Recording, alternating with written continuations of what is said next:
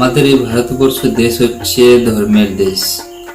তো বন্ধুরা, আজকে আমরা ভারতের সেরা উৎসব দুর্গাপুজোর নিয়ে আমরা কিছু কথা বলবো।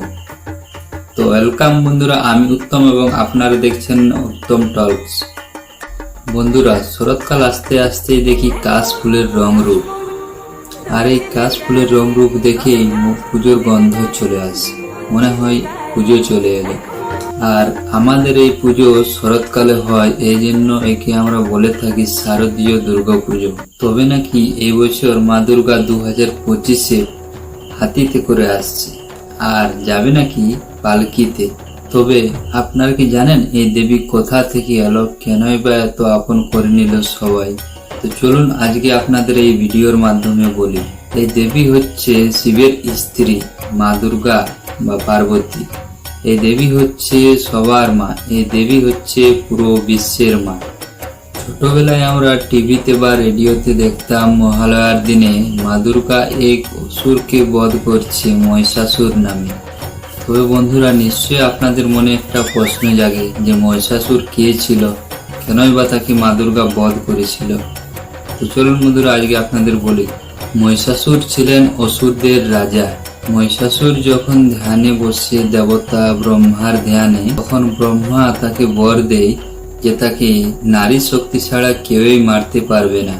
তখন মহিষাসুর এই ব্রহ্মার বর পেয়ে অনেক অন্যায় অত্যাচার করতে থাকে দেবতাদের উপর। তখনই ঠিক সব দেবতারা মিলে মা দুর্গাকে নিজের নিজের অস্ত্র শক্তি দেয় মা দুর্গাকে। আর এই জন্যই এই দেবীকে দশভুজা বলা হয়। আর এই শক্তি নিয়ে দেবী মা দুর্গা মহিষাসুরকে বধ করে। আপনারা কি জানেন মা দুর্গার কয়টি রূপ? মা দুর্গার মূলত মোট 9টি রূপ। 1 নম্বর হচ্ছে শৈলপুত্রী, 2 নম্বর হচ্ছে ব্রহ্মচারিণী, 3 নম্বর হচ্ছে চন্দ্রঘণ্টা, 4 নম্বর হচ্ছে কুষ্মান্ডা এবং 5 নম্বর হচ্ছে স্কন্দ মাতা, 6 নম্বর হচ্ছে কাত্যায়নী, 7 নম্বর হচ্ছে কালরাত্রি, 8 নম্বর হচ্ছে মহাগৌরী এবং 9 নম্বর হচ্ছে সিদ্ধিধাত্রী। মা দুর্গার এই 9টি রূপ, তার জন্য মাকে 9 দিন ধরে পূজা করা হয়। তবে এই 9 দিন যতই ভালো লাগুক না কেন, 9 দিনের পরে দশমীর দিনে ততটাই মনটা খারাপ লাগে। কারণ সেদিন মা দুর্গা বাপের বাড়ি ছেড়ে আবার শ্বশুর বাড়ি চলে যায়। তারপর আবার আমরা সবাই সেই পরের বছরের অপেক্ষায় থাকি। তো বন্ধুরা, ভিডিওটি এখানেই শেষ করলাম। আবার দেখা হবে নেক্সট ভিডিওতে।